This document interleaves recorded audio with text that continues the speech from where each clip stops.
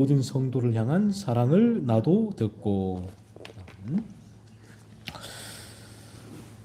네, 11월 마지막 넷째 주일이죠. 넷째 주일. 우리 넷째 주일과 다섯째 주일은 예배 소설을 강해를 하고 있습니다.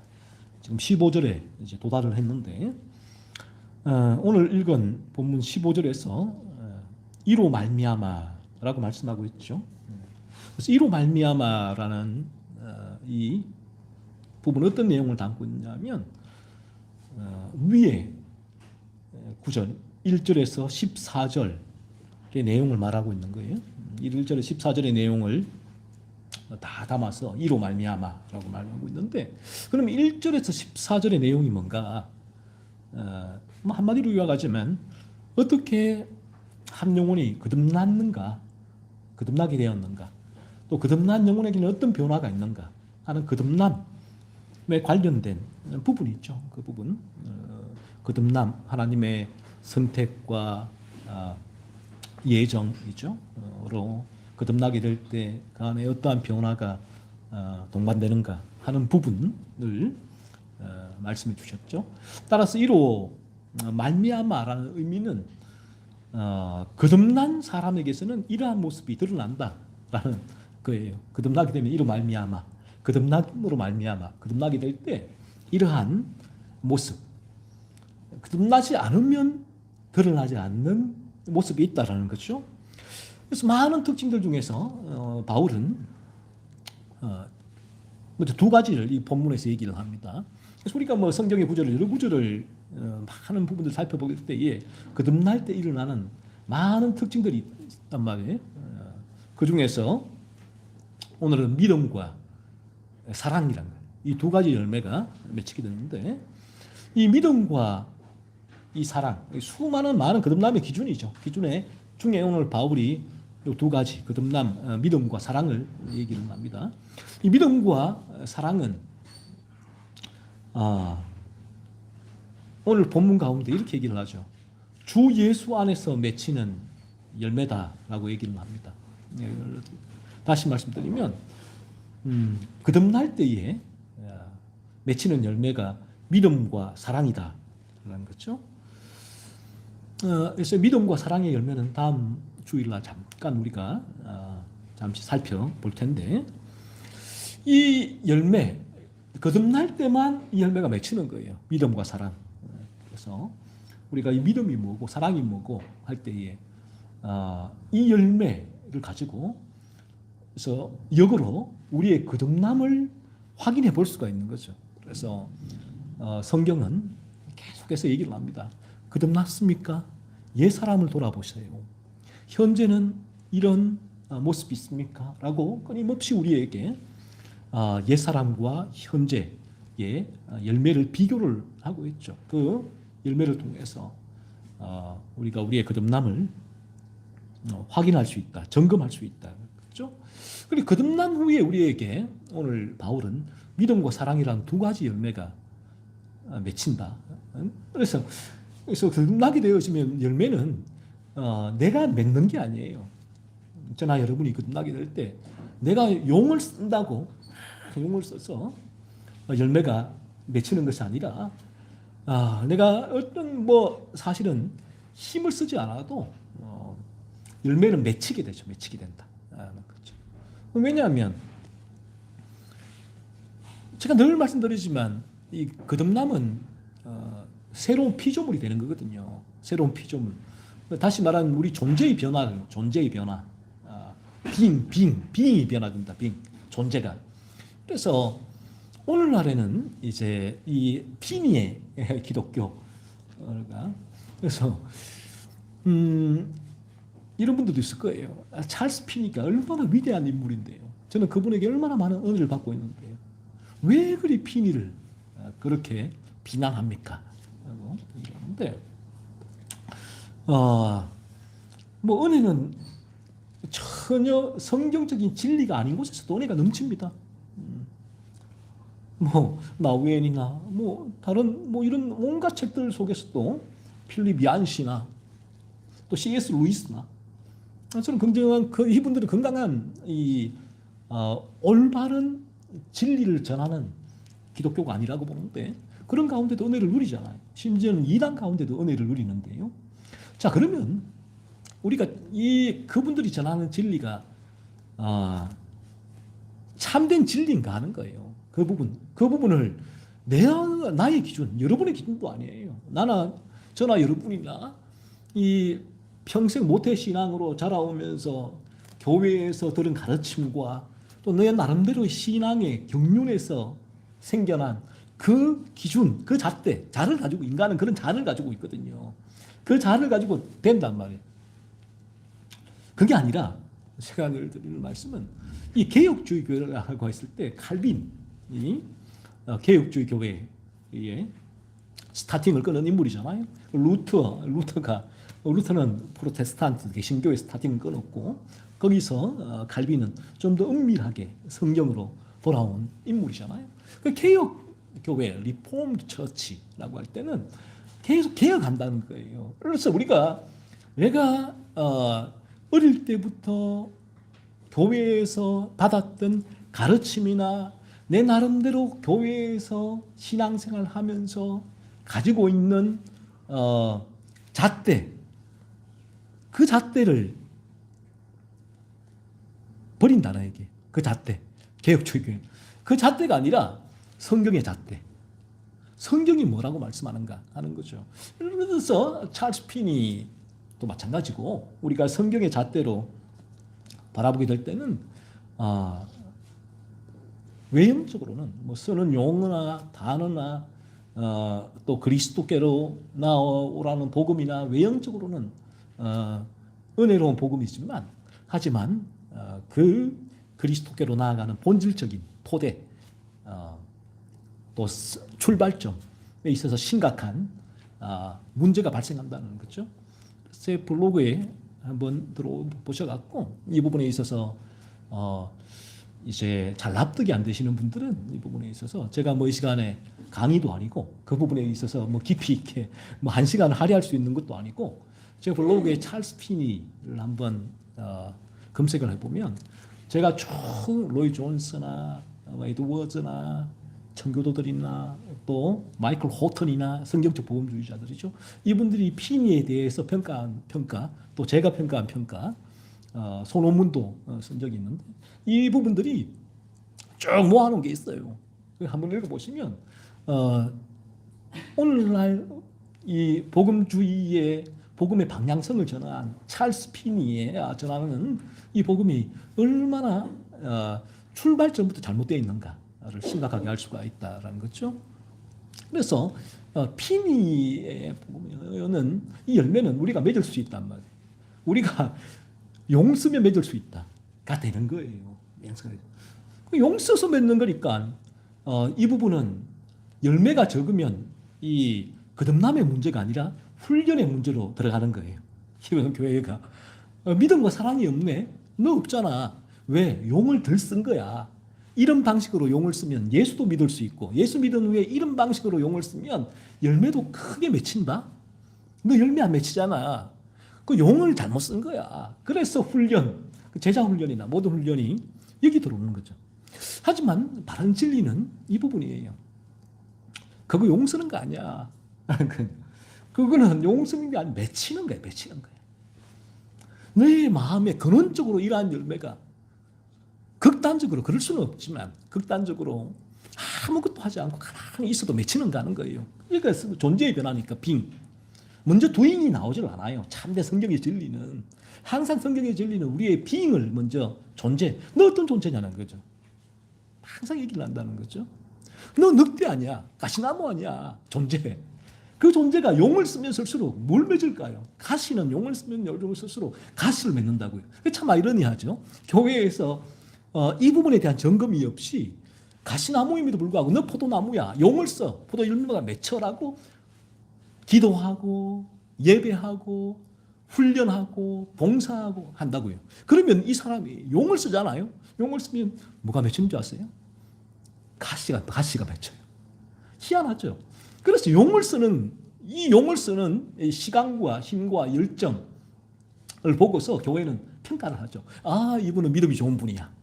그런데 이분이 그렇게 교회에서 다 믿음이 좋다라고 인정했는데 그 보니까 분노하고 탐욕스럽고 자기 안에서 어떤 그러한 용서가 안 되고 그 죄악된 모습이 드러난단 말이야. 그 저게 뭘까? 자기를 보면 자기.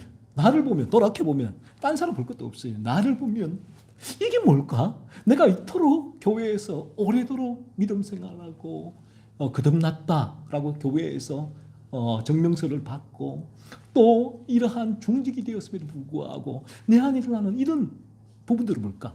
그러니까 이 부분도 인지가 안 되니까 죄에 무감각하니까 그래서 어느 누구 얘기해 준 적이 없으니까 이 부분에 그러니까 나는 아무런 문제 없이 가시나무이고 용을 쓰면 쓸수록 가시가 맺힘에도 불구하고 아무런 문제 없어요. 이 가시가 맺히는 이 부분이 성경의 진리는 바른 진리는 이 부분이죠. 너의 존재가 어떠냐?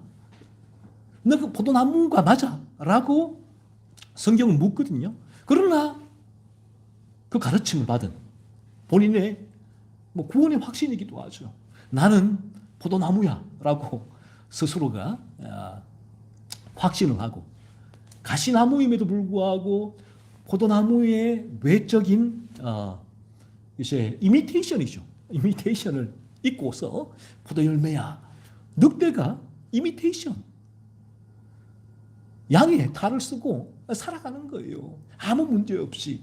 그런데 왜 성경에서 볼 때 이 열매가 안 맺힐까?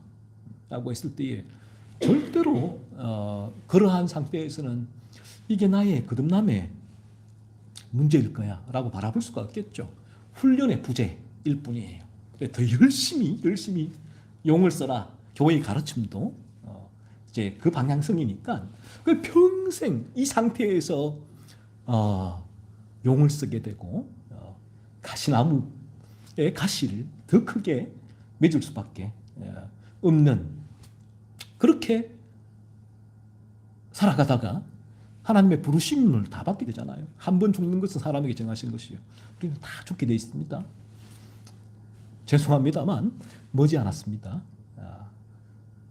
어리나 젊으나 나이 들었으나 이 순식간에 지나갑니다. 하나님 부르심을 받았을 때 하나님의 심판대 앞에 섰는데 우리 주님이 너 몰라. 이 충격적이잖아요. 그럼 뭐라고 합니까? 마태복음 7장에. 이거 나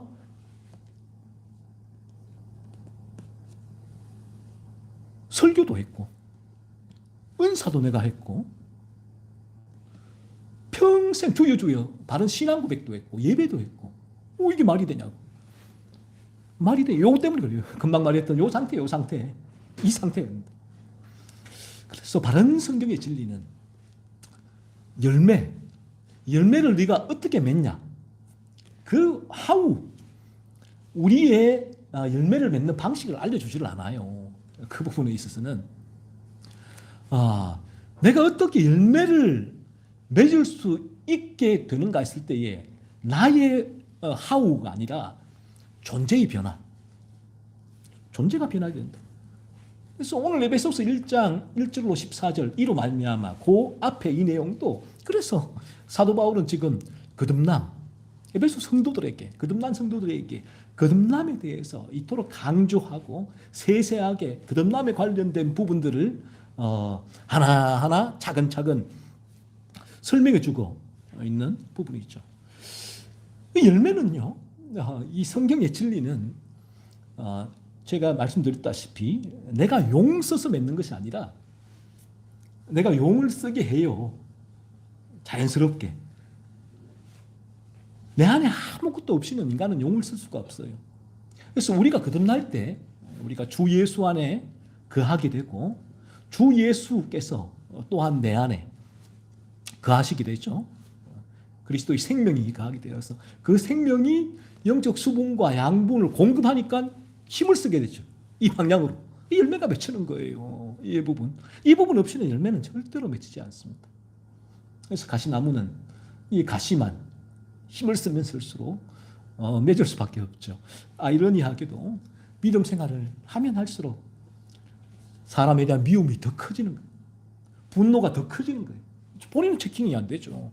더 섭섭하고 상처받는 일들이 점점 커지고 이게 분노가 되고 미움이 되고 폭발하는데 내 안에 외형적으로 꼭 눌러놓는 거예요. 왜? 열매, 외적인 열매. 훈련 통해서 눌러놨을 뿐이죠. 하지만 그 안에는 주님 보시기에 이 쓰레기가 가득하구나. 구정물이 가득하구나. 주님은 왜? 내 안에 원죄로 물들어 있으니까. 온갖 죄가 넘쳐나니까. 그래서 오히려 어떤 면에서 믿음 생활 열심히 하면 할수록 비례한다. 내 안에 있는 이 죄에 대한 강도도. 이 참 아이러니하죠. 우리 죄에 대한 이 죄의 감각이 없으니까 그런 거예요. 그러니까 이게 뭔지도 몰라. 이게 뭔지도. 이게 근데 왜 내게 이 동시에 믿음 생활. 내가 40일 금식 기도했는데 내 안에 금식 기도할 때는 40일 굶으면 인간의 기본적 욕구가 죽어요. 욕구가. 그래서 이 기본적 욕구가 일반 은총 가운데 죽음으로 작동해서 일반 은총이 작동해서 미움도 죽는 것 같고 분노도 죽는 것 같고 막 영적인 부분이 충만해지는 것 같아요. 이게 기본적 욕구가 죽으니까.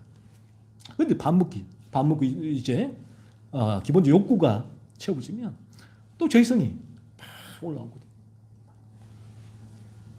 그래서 이런 존재가 우리 인간인데 성경의 진리를 통해서 이 부분들을 봐야 된다. 내가 정말 내가 어떤 존재인가? 내가 어디 있는가? 예, 점검이 반드시 필요하고 오늘 바울은 에베소 성도들에게 많은 거듭남의 기준 중에 두 가지를 제시를 했죠. 믿음과 사랑. 그리고 이 믿음과 사랑의 열매가 어떻게 맺히는가 했을 때에 사도 바울은 그거 맺히는 거야 라고 말합니다. 주 예수 안에서 믿음과 사랑 그 열매를 맺히는 거야 라고 말합니다. 이 부분 주 예수 안에서 너무나 중요한 말씀이죠. 이 주 예수 안에서 우리에게 이 거듭남의 열매가 맺히게 되는데 이것을 보고 성경의 진리는 뭐냐 했을 때 그래서 이 부분 교리라고 해요. 주 예수 안에 있는 게 뭔가 했을 때에 그 부분들을 성경의 진리를 우리에게 뽑아서 설명해 주는 단어가 교리로서 연합이다라는 거예요. 연합. 그리스도와의 연합이다. 이것을 보고 연합이다. 주 예수 안에 가는 것을 연합이라는 거죠. 우리가 이 연합에 그럼 연합이 뭔가? 성경의 진리죠. 성경의 진리는 주 예수 안에 가는구나. 곳곳에 내가 그리스도 안에 가한다. 주님이 내 안에 가한다. 그리스도의 생명이 내 안에 들어와 숨쉰다라고 하는 부분들을 설명할 때에 이 부분들을 좀 이제 한마디로 쉽게 전할 수 있는 게 뭘까 했을 때 이 교리가 들어온 거죠. 연합이다. 그리스도와 연합으로 설명을 하는데 연합이 또 쉽게 말하면 하나됨이잖아요. 하나됨. 그 연합 하나됨 이게 도대체 어떤 의미인가 했을 때에 저는 이 부분들을 가장 쉽게 설명해 주는 성경 구절이 요한복음 15장 4절과 5절 포도나무의 비유라고 봐요. 우리 어떻게 주 예수 안에 거하게 되었는가? 연합이 그리스도와의 연합이 이루어지는가 했을 때에 이 비유가 기가 막히죠. 사도 요한이 물론 하나님 성령의 감동으로 본인이 이 비유를 들은 거죠. 그래서 이 사복음서의 기자들도 다 성령의 감동으로 기록한 거예요. 그러면 우리가 성령의 감동으로 기록했으면 사복음서가 왜 있나 똑같이 기록해야지. 그래서 이것도 하나님의 참 독특한 은혜예요. 그래서 다른 청교도들도 다 저마다 다 다른 특징이 있잖아요. 그런 기질과 성향을 사용하여 주셔서 다양한 방식으로 이 진리를 전하게 하신 거예요. 주 예수 안에 어떻게 가는가 했을 때 이 비유는 이렇게 얘기를 합니다. 농부가 하나님이시고 포도나무가 우리 주님이시다. 그리고 가지는 우리다라는 거예요. 그 가지가 어떻게 있었냐면 밖에 버리고 있었다. 가지가 다 끊어져 있으니까. 그러면 사람들이 다 밟고 지나가고 그 가지는 다 땔감으로 쓴다. 땔감으로. 쓸모없다는 거예요. 가지는. 땅에 떨어진 버리온 가지는 땔감밖에 안 되죠. 그래서 이 땔감은 무슨 땔감이냐? 지옥의 땔감이다. 지옥의 땔감이 될 수밖에 없는 존재가 우리들이다. 그렇죠? 그런데 농부께서 하나님이죠. 농부이신 하나님께서 널려 있는 이 수많은 가지 중에서 이거 하나님 주권이라는 거예요. 하나님의 예정 선택이라고 하죠. 하나님께서 몇 개의 가지를 선택하신 거예요. 다 하나라고 몇 가지를 선택해서 포도나무에 접붙임을 하셨다. 그리스도에게 접붙임. 그러면 포도나무에 접붙임된 가지는 포도나무가 돼요. 접붙임이 되면. 그러면 이 가지는 접붙임 전에는 땔감, 불에 타 사라져야 될 땔감, 지옥의 땔감, 그런 존재가 우리들이었는데 농부이신 하나님께서 은혜를 주신 거예요.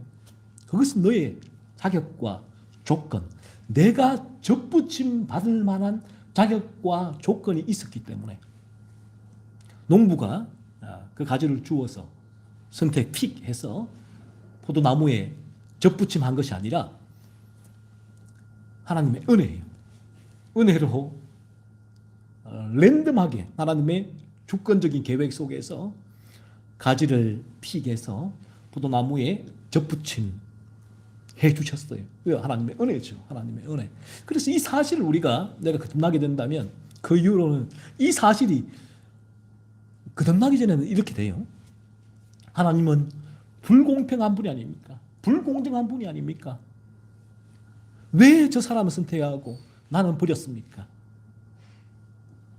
왜 이런 방식으로 하나님 마음대로 하시는 거죠? 라고 불평과 원망을 하게 되지만 거듭나게 된다면 우리 존재가 변하게 된다면 포도나무에 접붙임된 가지가 되면 가지는 더 이상 가지가 아니라 포도나무라고 해요. 전체로 볼 때는. 가지는 가지인데 전체로 보면 포도나무다라고 해요.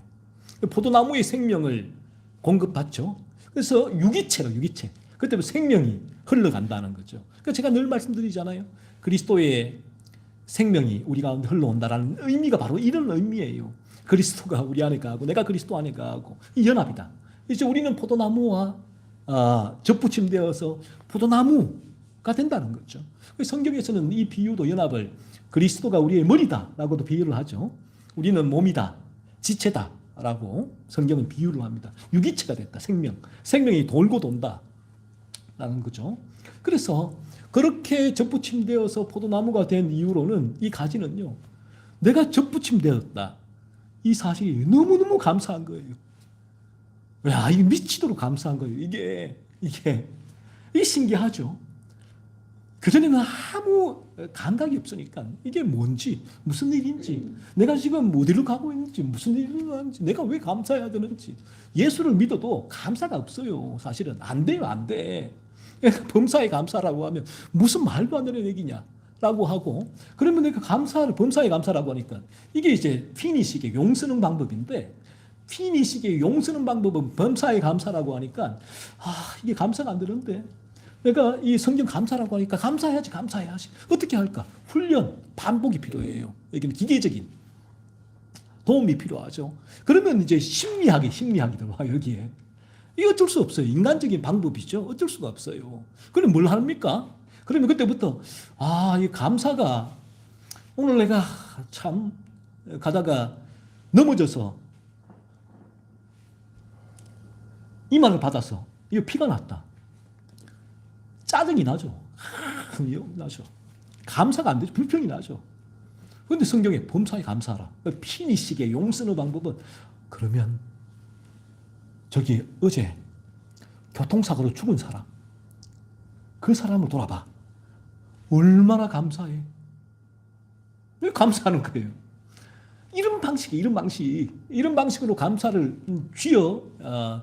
짜내게 해줘야죠. 이 부분은 열매가 아니죠. 하지만 우리가 포도나무에 접붙임되어서 포도나무가 된 그 순간부터는 이 예정론이라고, 예정론. 선택이라고 하는데 창세전에 에베소서에도 하나님께서 우리를 선택해 주셨어.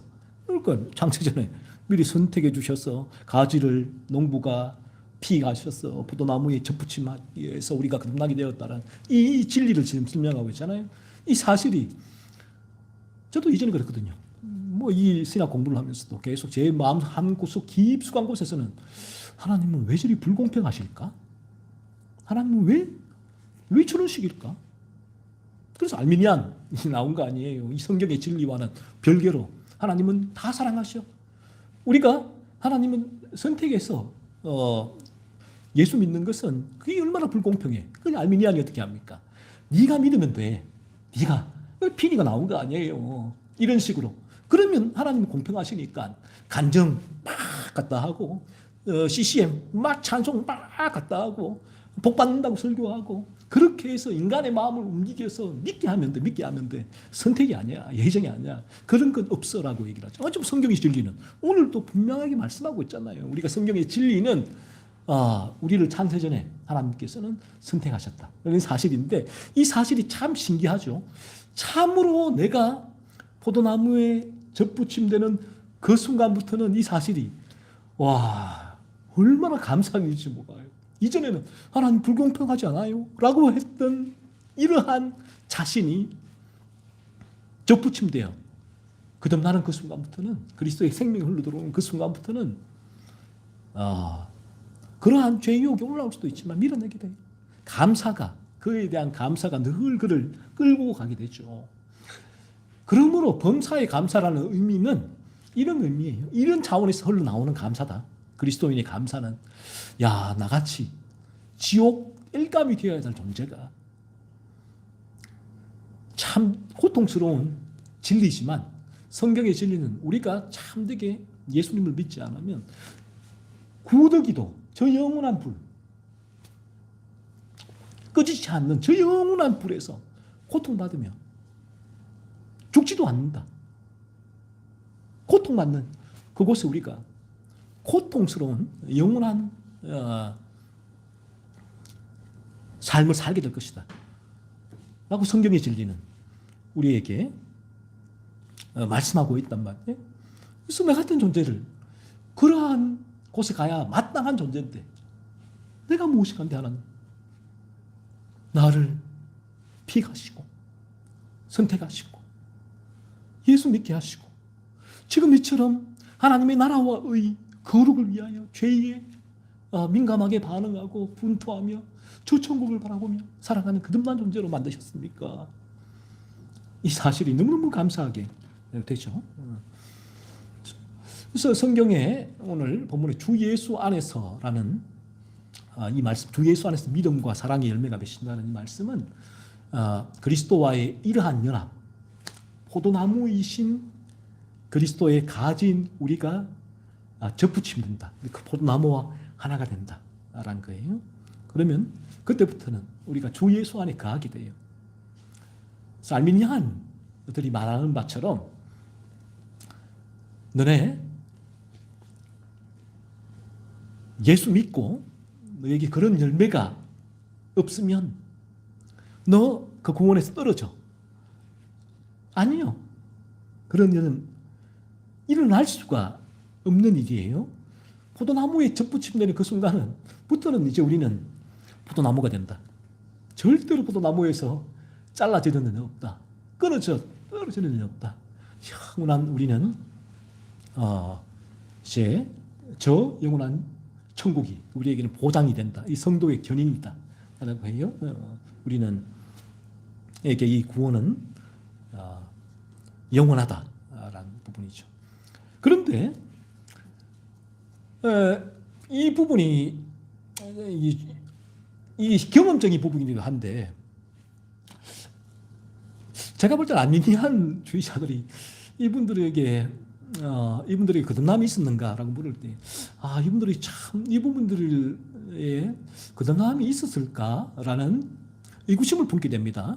왜냐하면 성경의 진리는 여러분이 그 수학 공식처럼 국어처럼 이성적으로 이해하고 납득하고 수용해서 내가 그 공식을 외우고 그 공식에 답을 내는 과정이 아니란 말이에요.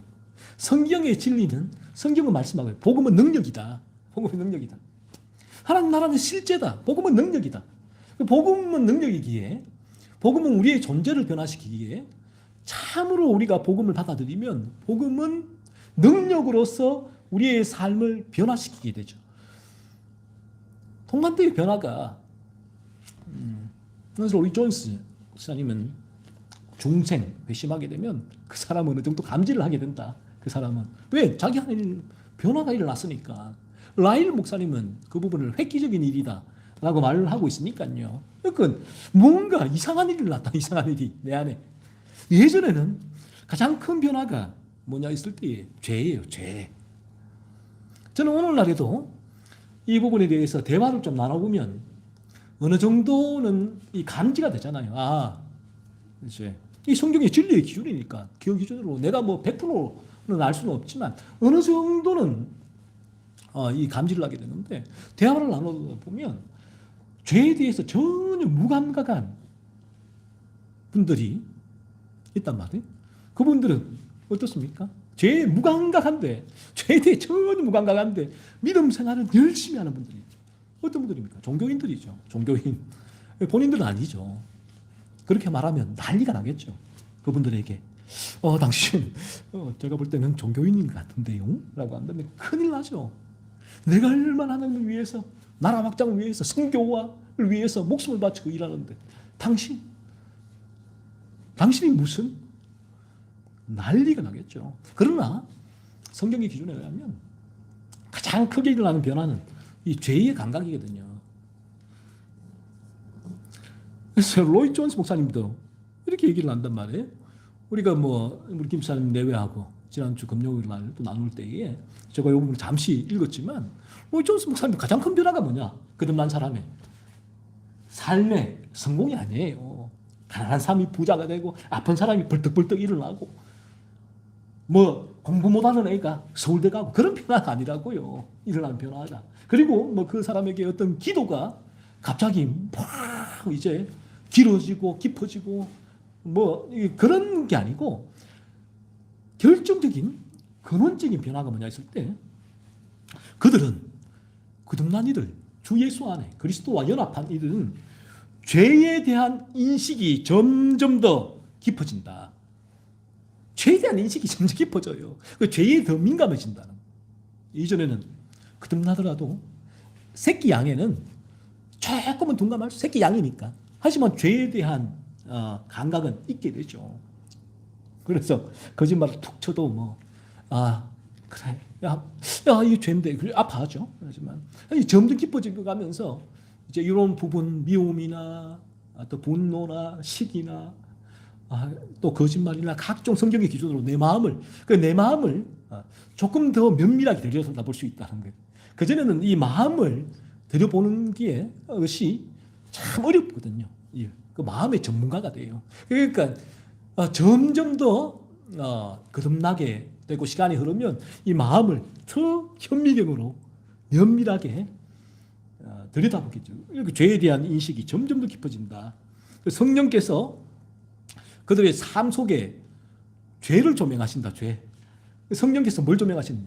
오늘날 지금 전 세계 한국 교회를 지금 개신교는 하락세예요. 유럽 서구화돼가고 하락세예요. 지금 교회 건축하고 빚내면 거의 지금은 예전에는 다 부흥했지만 지금 거의 하락세다 말이에요. 그런데 오늘날 이 하락세에서 상종가를 치는 곳이 있어요.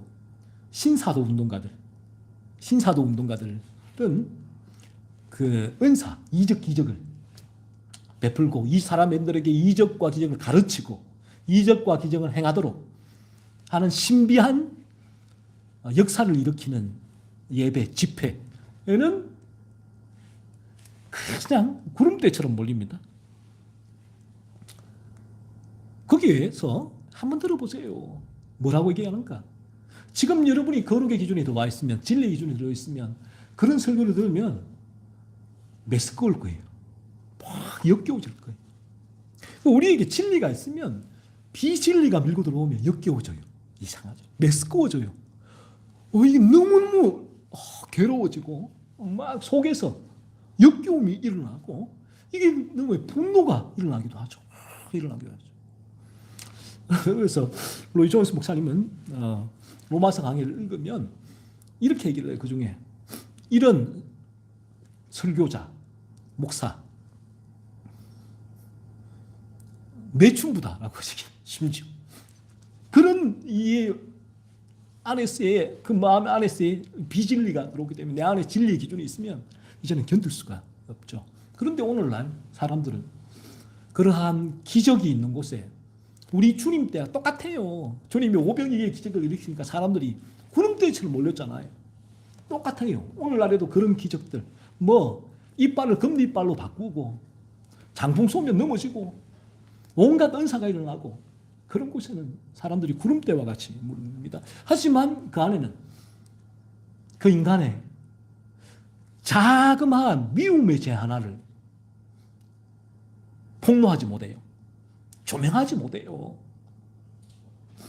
온갖 탐욕이 일어나고 본인들은 그러한 신사도 운동가들, 목사들이 그 수많은 사람들에게 그릇된 진리를 전하면서 본인들은 그들에게 온갖 헌금을 갈취해갖고 별장, 심지어는 비행기, 요트까지도 다 몰고 다니면서 그렇게 다니면서도 탐욕에 대한 전혀 무감각한 상태에 있게 되죠. 하지만 우리가 거듭나게 될 때 일어나는 실제적인 변화, 가장 큰 변화는 죄에 대한 변화다. 여러분에게 이런 죄의 민감함에 있고 그리고 포도나무에 접붙임된 가지, 그리스도와 연합된 지체는 그리스도의 생명이 공급되면 그 가지는 포도 열매를 맺어요.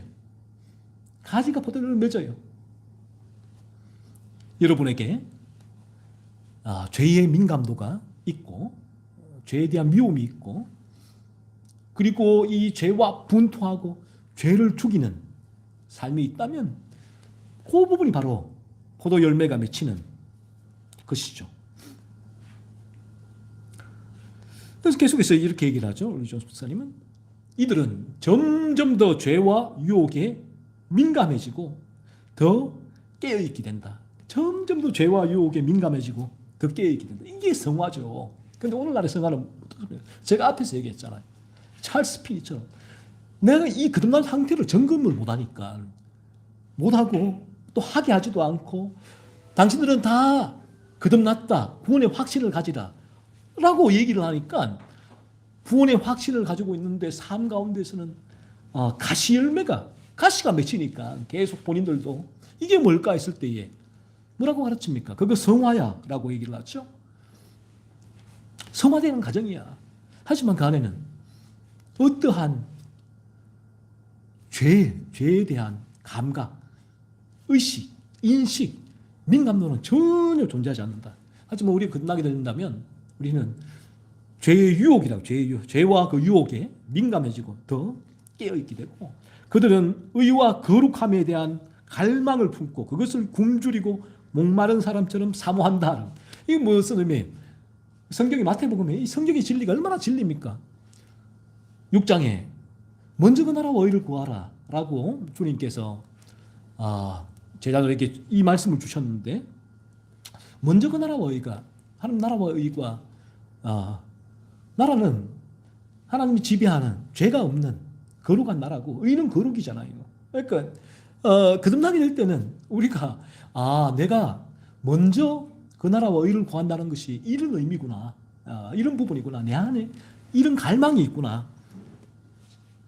그것을 굶주리고 목마른 사람처럼 사모하게 된다. 그들은 몸의 행실을 죽이기 위해 행동으로 옮긴다. 말뿐만, 생각뿐만 아니라 행동으로 옮긴다. 죄로 이끄는 영향과 기회를 피하게 된다. 라는 거죠. 그러니까 오늘 이 말씀처럼 주 예수 안에 거하게 되는 그리스도와의 연합되는 거듭남의 은혜가 저와 여러분에게 임하기를 소원해요. 그래서 그 부분이 우리에게 경험되어지는 것은 너무나 어떤 면에서 이제 그 희박한 일이기도 해요. 하지만 진리 앞에 있지 않으면 이런 희박한 일도 일어나지 않는다.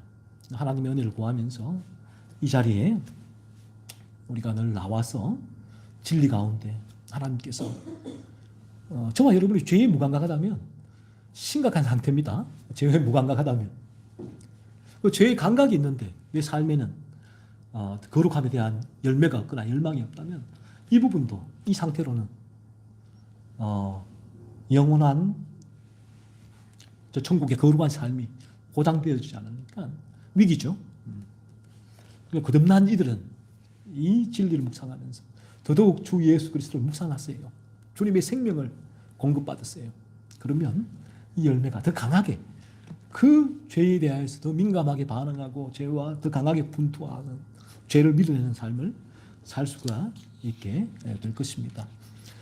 그리스도와의 연합, 성경은 많은 구절에서 이 연합에 대한 진리를 우리에게 주 예수 안에 거듭나면 가게 된다라고 말하고 있는데 이러한 그리스도와의 연합, 참되게 예수님을 믿음으로 이제는 내가 가지로서 내가 용을 쓰는 것이 아니라 가시나무로 용 쓰는 것이 아니라 포도나무에 접붙된 가지로서 우리 주님이 주시는 그 생명을 좀 공급받고 그 부분 좀 누리면 좋겠어요. 좀 경험하고.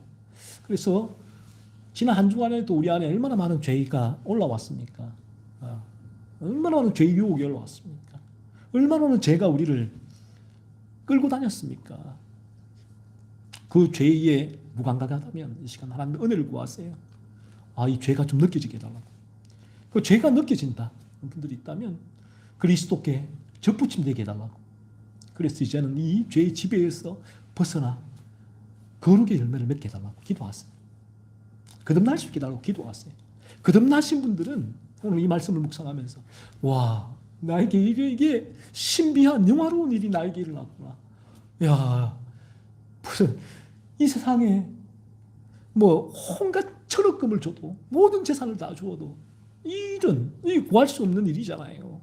오직 하나님의 은혜로 일어난 일인데 이 사실을 묵상하면서 하나님 앞에 늘 감사하세요.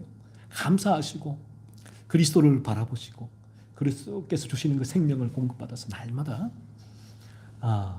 온전한 거룩을 이루겠다라고 그런 의지를 가지고 결심을 가지고 저 영원한 천국을 바라며 봄에 달려가시고 그러다가 우리 다 같이 잠시 잠깐 후에 저 천국에서